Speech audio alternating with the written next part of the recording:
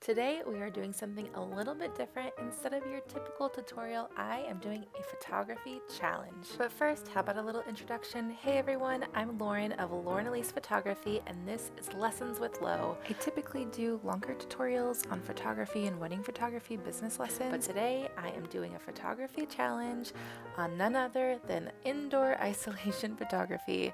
I do want to be sensitive to the situation. I realize that there are a lot of people out there that are affected by COVID-19, and this challenge is not to make light of that. Instead, what I'm trying to offer is just something for you to do at home if you are practicing social distancing or home isolation. I just thought this would be a really great way to practice your photography skills and maybe even alleviate some boredom. So here's how this works. I've created a list of 12 different photography challenges, all of which you can do in your home. I would love to see what you take pictures of, so please use the hashtag LessonsWithLo if you share on Instagram, and if you are private, be sure to follow me on Instagram so I can see your posts. That's it for today's Lessons with Lo. And don't forget, be sure to like this video and subscribe to my channel.